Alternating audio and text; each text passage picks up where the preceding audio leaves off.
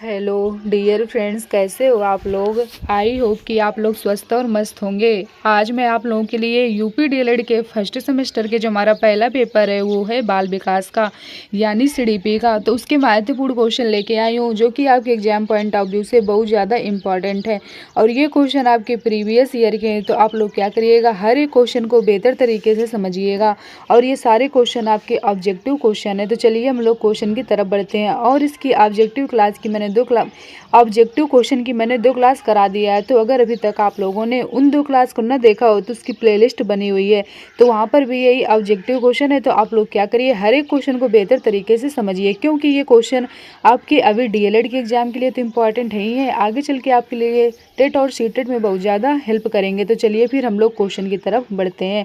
आप लोग क्वेश्चन भी समझिएगा और आंसर भी देने का प्रयास करिएगा। सीडीपी का जो सिलेबस है वो मैंने आपको पूरा कंप्लीट करा दिया है, तो उसकी प्लेलिस्ट बनी हुई है। तो आपको जिस भी टॉपिक में दिक्कत आए तो आप लोग वहाँ से जाके देख सकते हो टॉपिक को। तो चलिए फिर हम लोग क्वेश्चन की तरफ बढ़ते हैं। क्वेश्चन कह रहा है किशोरावस्था को गंभीर उथल पुथल की अवस्था कहा है। तो किशोरावस्था को गंभीर उथल पुथल की अवस्था किस मनोवैज्ञानिक ने कहा, ये आपसे पूछा गया है कि कौन से मनोवैज्ञानिक हैं जिन्होंने कहा है कि किशोरावस्था को गंभीर उथल पुथल की अवस्था कहा है। तो कौन से वो मनोवैज्ञानिक हैं। पहला कह रहा है स्टेनले हॉल ने, दूसरा कह रहा है स्किनर ने, तीसरा कह रहा है ब्रूनर ने, चौथा कह रहा है बागले ने। तो इसका जो हमारा करेक्ट आंसर है वो क्या हो जाएगा, ये आपको बताना है। तो इसका जो हमारा करेक्ट आंसर है वो हो जाए इसका जो हमारा करेक्ट आंसर है वो हो जाएगा स्टेनले हॉल ने। क्या हो जाएगा, स्टेनले हॉल ने हो जाएगा। किशोरावस्था को गंभीर उथल पुथल, बड़े संघर्ष, तूफान एवं विरोध की अवस्था स्टेनले हॉल ने कहा है। किशोरावस्था को मनुष्य के जीवन का वसंत काल माना जाता है और जो किशोरावस्था होती है इसकी एज हमारी कहाँ से कहाँ तक की होती है, तो ये होती है हमारी 12 साल से लेके 19 साल तक रहती है। तो आई होप आप लोगों को ये वाला क्वेश्चन अच्छे से समझ में आया होगा। अब चलिए हम लोग अगले क्वेश्चन को समझते हैं। अगला क्वेश्चन कह रहा है मानसिक आयु बटे वास्तविक आयु इंटू 100 सूत्र से मापन किया जाता है। तो ये इस सूत्र से किसका मापन किया जाता है। पहला कह रहा है अर्जित ज्ञान का, दूसरा कह रहा है बुद्धि लब्धि का, तीसरा कह रहा है आयु का, चौथा कह रहा है लंबाई का। तो इसका जो हमारा करेक्ट आंसर है वो क्या हो जाएगा, तो इसका जो हमारा करेक्ट आंसर है वो हो जाएगा बुद्धि लब्धि का। क्या हो जाएगा, बुद्धि लब्धि का हो जाएगा। यह सूत्र 1912 में जर्मन मनोवैज्ञानिक विलियम स्टर्नबर्ग द्वारा दिया गया था। इसके साथ साथ आपको ये भी याद रखना है ये किसके द्वारा दिया गया था, तो ये दिया गया था स्टर्नबर्ग के द्वारा। और ये काय का सूत्र है, ये है बुद्धि लब्धि का, ये भी आपको याद रखना है। अब चलिए हम लोग अगले क्वेश्चन की तरफ बढ़ते हैं। अगला क्वेश्चन हमारा क्या कह रहा है। अगला क्वेश्चन कह रहा है वह मानसिक योग्यता जिसके द्वारा व्यक्ति किसी नवीन रचना को प्रस्तुत करता है क्या कहलाती है। पहला कह रहा है ज्ञान, दूसरी कह रही है योग्यता, तीसरा कह रहा है सृजनात्मकता, चौथा कह रहा है इनमें से कोई नहीं। तो इसका जो करेक्ट आंसर है वो क्या हो जाएगा। क्वेश्चन क्या कह रहा है, क्वेश्चन कह रहा है वह मानसिक योग्यता जिसके द्वारा व्यक्ति किसी नवीन रचना को प्रस्तुत करता है तो वो क्या कहलाती है, तो वो कहलाती है सृजनात्मकता। क्या कहलाती है, सृजनात्मकता कहलाती है। वह मानसिक योग्यता जिसके द्वारा व्यक्ति किसी नवीन रचना को प्रस्तुत करता है क्या कहलाती है, सृजनात्मकता कहलाती है। सृजनात्मकता जन्मजात व अर्जित होती है, ये सार्वभौमिक भी होती है। सृजनात्मकता का विकास बाल्यावस्था से प्रारंभ हो जाता है और 30 वर्ष की आयु तक सृजनात्मकता अपनी चरम सीमा पर क्या होता है, पहुंच जाता है। इसके साथ साथ आपको ये भी याद रखना है। ठीक, अब चलिए हम लोग अगले क्वेश्चन को समझते हैं। अगला क्वेश्चन क्या कह रहा है। अगला क्वेश्चन कह रहा है शारीरिक रचना, बुद्धि, रुचि, व्यक्तित्व आदि में एक व्यक्ति का दूसरे व्यक्ति से भिन्न होना क्या कहलाता है। क्वेश्चन क्या कह रहा है, क्वेश्चन कह रहा है शारीरिक रचना, बुद्धि, रुचि, व्यक्तित्व आदि में एक व्यक्ति का दूसरे व्यक्ति से भिन्न होना क्या कहलाता है। पहला कह रहा है सामूहिक भिन्नता, दूसरा कह रहा है बौद्धिक भिन्नता, तीसरा कह रहा है शारीरिक भिन्नता, चौथा कह रहा है वैयक्तिक भिन्नता। तो इसका जो हमारा करेक्ट आंसर है वो क्या हो जाएगा, तो इसका जो हमारा करेक्ट आंसर है वो हो जाएगा वैयक्तिक भिन्नता क्या हो जाएगा? वैयक्तिक भिन्नता हो जाएगा। शारीरिक रचना, बुद्धि, रुचि, व्यक्तित्व आदि में एक व्यक्ति का दूसरे व्यक्ति से भिन्न होना क्या कहलाता है? वैयक्तिक भिन्नता कहलाता है। तो आई होप आप लोगों को ये वाला भी क्वेश्चन अच्छे से समझ में आया होगा। अब चलिए अगले क्वेश्चन को पढ़ते हैं। अगला क्वेश्चन कह रहा है संज्ञानात्मक क्षमता की कमी से व्यक्ति को कठिनाई होती है। तो संज्ञानात्मक क्षमता की कमी से व्यक्ति को किस चीज़ में कठिनाई होती है? आपसे कठिनाई के बारे में पूछा गया है। पहला कह रहा है शारीरिक विकास में, दूसरा कह रहा है बौद्धिक विकास में, तीसरा कह रहा है व्यवसायिक विकास में, चौथा कह रहा है समायोजन में। तो इसका जो हमारा करेक्ट आंसर है वो क्या हो जाएगा? क्वेश्चन क्या कह रहा था? क्वेश्चन कह रहा था संज्ञानात्मक क्षमता की कमी से व्यक्ति को कठिनाई होती है। तो किस में होती है? तो इसका जो करेक्ट आंसर है वो हो जाएगा बौद्धिक विकास में। क्या होता है? बौद्धिक विकास में कठिनाई होती है। तो संज्ञानात्मक क्षमता की कमी से व्यक्ति को बौद्धिक विकास में क्या होती है? कठिनाई होती है। संज्ञानात्मक क्षमता की कमी से व्यक्ति को औसत व्यक्ति की तुलना में एक या अधिक प्रकार के मानसिक कार्यों को पूर्ण करने में भी क्या होता है? अधिक कठिनाई होती है। यह कम संज्ञानात्मक क्षमता, अनुकूली व्यवहार, बौद्धिक कार्यात्मक प्रदर्शन और व्यक्ति की अधिगम की क्षमता को भी क्या करता है? प्रभावित करता है। क्वेश्चन आपसे पूछा गया था कि संज्ञानात्मक क्षमता की कमी से व्यक्ति को कठिनाई होती है। तो किस में होती है? ये होती है बौद्धिक विकास में। बस आपको इतना याद रखना है। अगले क्वेश्चन की तरफ बढ़ते हैं। अगला क्वेश्चन कह रहा है सिगमंड फ्रायड द्वारा प्रतिपादित व्यक्तित्व विकास के सिद्धांत को कहा जाता है। तो सिगमंड फ्रायड द्वारा प्रतिपादित व्यक्तित्व विकास के सिद्धांत को क्या कहा जाता है? ये आपसे पूछा गया है। इसके बारे में आपको बताना है। पहला कह रहा है शारीरिक विकास का सिद्धांत, दूसरा कह रहा है भावात्मक विकास का सिद्धांत, तीसरा कह रहा है मनोविश्लेषणात्मक सिद्धांत, चौथा कह रहा है ज्ञानात्मक सिद्धांत। तो इसका जो हमारा करेक्ट आंसर है वो क्या हो जाएगा? तो इसका जो हमारा करेक्ट आंसर है वो हो जाएगा मनोविश्लेषणात्मक सिद्धांत। ये इसका क्या होगा? करेक्ट आंसर हो जाएगा। सिगमंड फ्रायड ऑस्ट्रिया यानी वियना के निवासी थे। सिगमंड फ्रायड ऐसे प्रथम मनोवैज्ञानिक हैं जिन्होंने मूल प्रवृत्तियों को मानव व्यवहार का निर्धारित तत्व माना। ये भी आपको याद रखना है। फ्रायड के व्यक्तित्व संबंधी विचारों को मनोलैंगिक विकास का सिद्धांत कहा जाता है। फ्रायड के व्यक्तित्व के जो विचार हैं इनको क्या कहा जाता है? व्यक्तित्व से संबंधित जो विचार हैं इनको कहा जाता है मनोलैंगिक विकास का सिद्धांत कहा जाता है। सिगमंड फ्रायड द्वारा प्रतिपादित व्यक्तित्व विकास के सिद्धांत को मनोविश्लेषणात्मक सिद्धांत कहते हैं। ये भी आपको याद रखना है। अब चलिए हम लोग अगले क्वेश्चन की तरफ बढ़ते हैं। अगला क्वेश्चन क्या कह रहा है? अगला क्वेश्चन कह रहा है परोक्ष वस्तुओं के संबंध में चिंतन कहलाता है। तो परोक्ष वस्तुओं के संबंध में चिंतन क्या कहलाता है? पहला कह रहा है कल्पना, दूसरा कह रहा है चिंतन, तीसरा कह रहा है तर्क, चौथा कह रहा है स्मृति। तो इसका जो हमारा करेक्ट आंसर है वो क्या हो जाएगा? तो इसका जो हमारा करेक्ट आंसर है वो हो जाएगा कल्पना। क्या हो जाएगा? कल्पना हो जाएगा। परोक्ष वस्तुओं के संबंध में चिंतन कल्पना कहलाता है। कल्पना वह आभासी मानसिक क्रिया है जिसके द्वारा पुराने अनुभवों तथा घटनाओं को एक संगठित रूप में पुनः स्मरण करते हैं। ये भी क्या करना है? आपको याद रखना है। ठीक, तो अब चलिए हम लोग अगले क्वेश्चन की तरफ बढ़ते हैं। अगला क्वेश्चन अब हमारा क्या कह रहा है? अगला क्वेश्चन कह रहा है किसी समस्या का समाधान करने के लिए गत अनुभवों को नए ढंग से समायोजित किया जाना क्या कहलाता है? पहला कह रहा है तर्क, दूसरा कह रहा है चिंतन, तीसरा कह रहा है कल्पना, चौथा कह रहा है स्मृति। तो इसका जो हमारा करेक्ट आंसर है वो हो जाएगा तर्क। क्या हो जाएगा?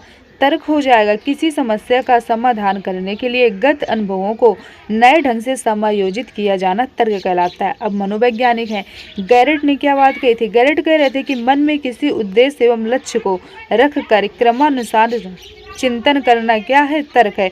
दूसरा कह रहा है वुडवर्थ के अनुसार तर्क में तथ्यों एवं सिद्धांतों जो स्मृति या वर्तमान निरीक्षण द्वारा प्राप्त होते हैं को परस्पर मिलाया जाता है।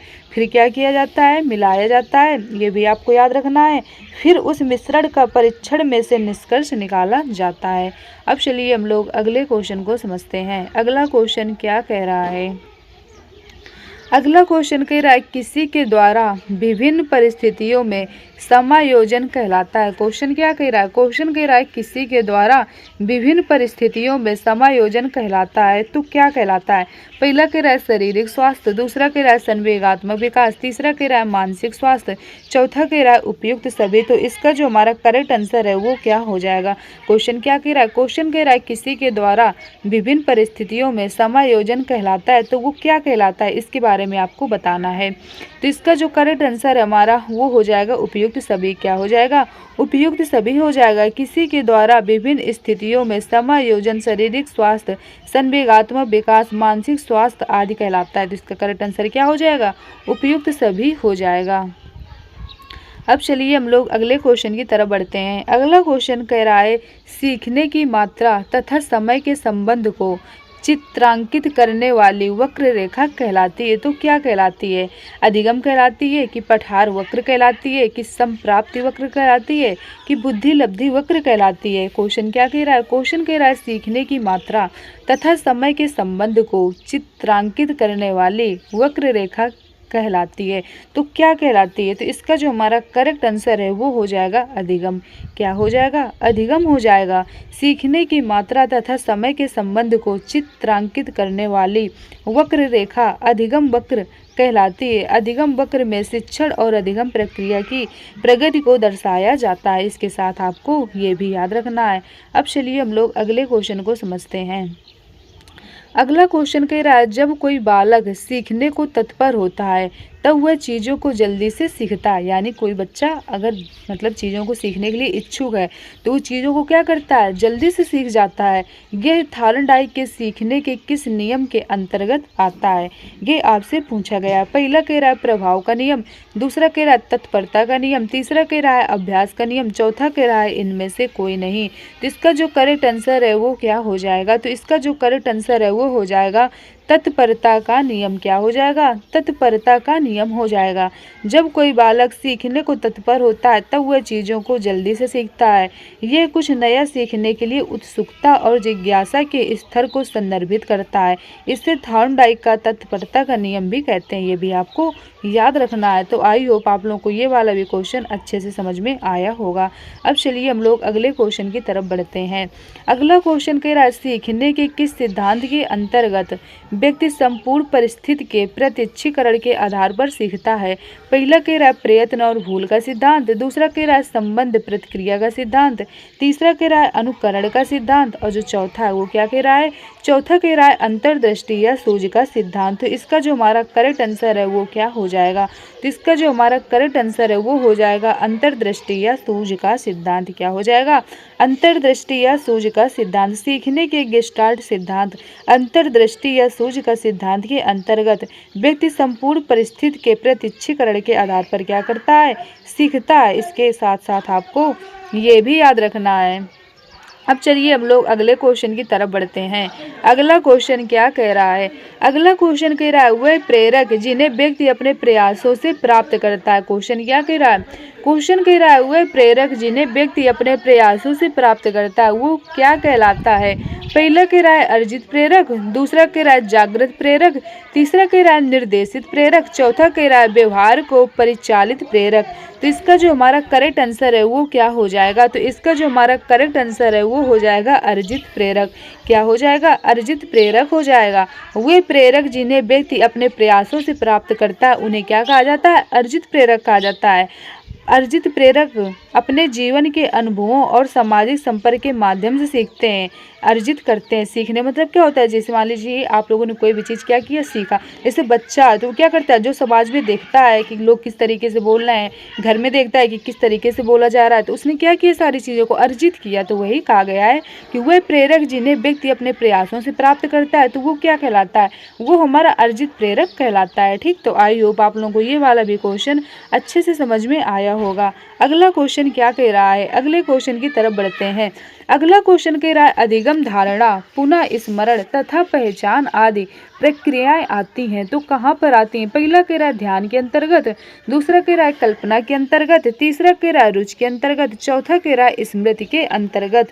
तो इसका जो हमारा करेक्ट आंसर है वो क्या हो जाएगा, तो इसका जो करेक्ट आंसर है वो हमारा डी नंबर हो जाएगा। क्या हो जाएगा, स्मृति के अंतर्गत आती हैं। किसके अंतर्गत आती हैं, स्मृति के अंतर्गत अंतर्गत आती हैं। अधिगम, धारणा, पुनः स्मरण तथा पहचान आदि प्रक्रियाएं स्मृति के अंतर्गत आती हैं। किसके अंतर्गत आती हैं? स्मरण के अंतर्गत आती हैं।